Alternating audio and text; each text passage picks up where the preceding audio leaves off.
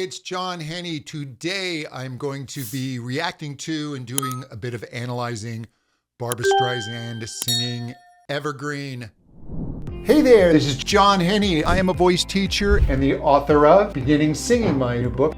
Be sure to check out my podcast, The Intelligent Vocalist. Hey, if you want to know more about me, please check out my website, johnhenny.com.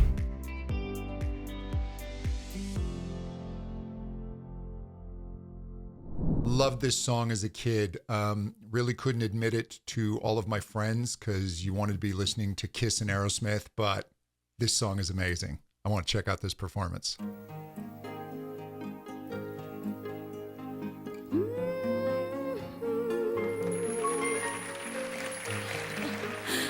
You know it, huh?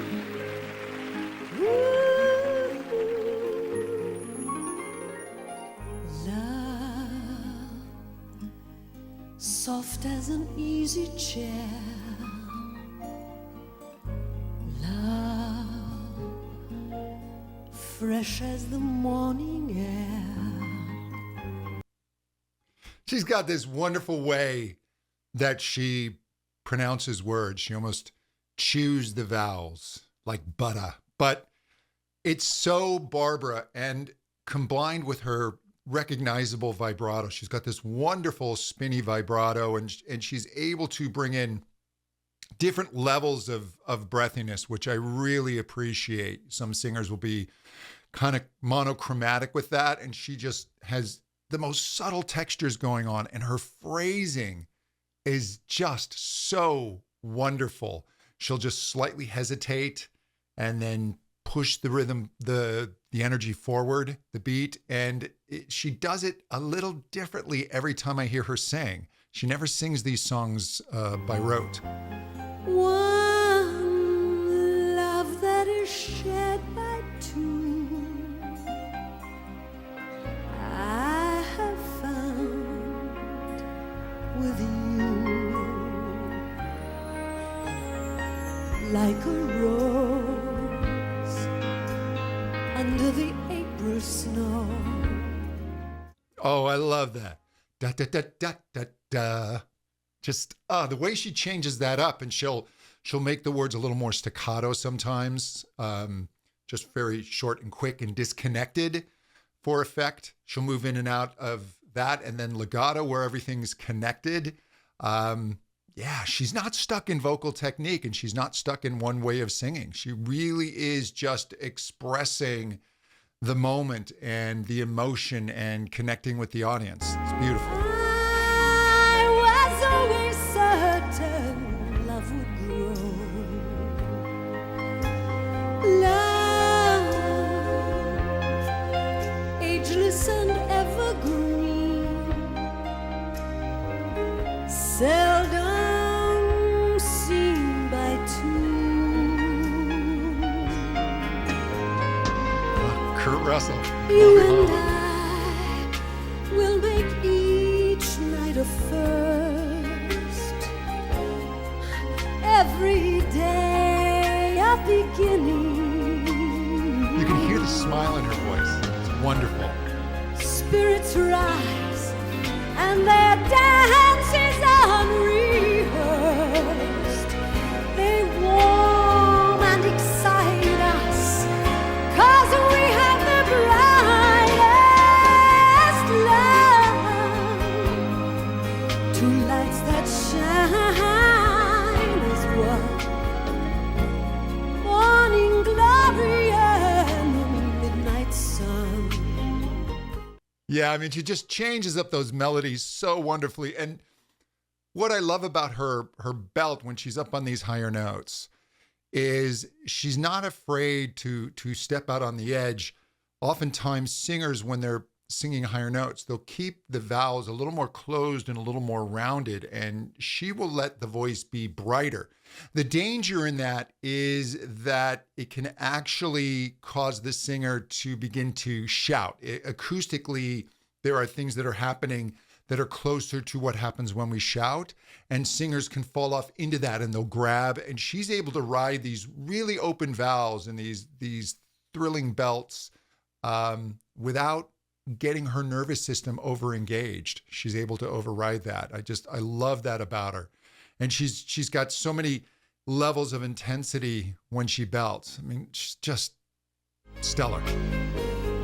Time we've learned to celebrate. Time watching.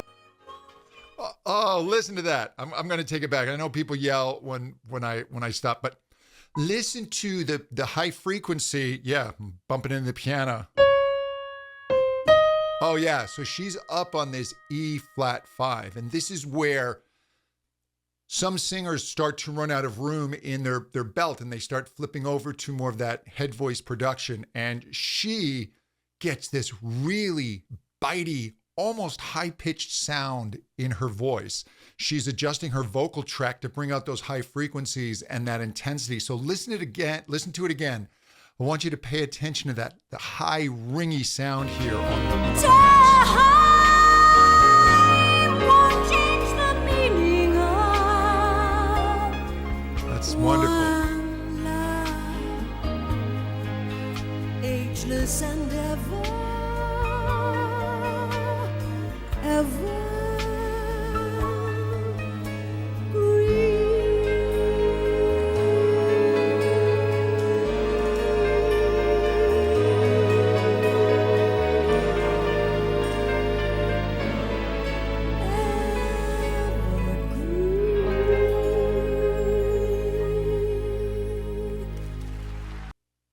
And I mean, those beautiful sustains, and she's able to, on that, just crescendo a little bit and then pull back and then decrescendo, and you just hear her voice disappear.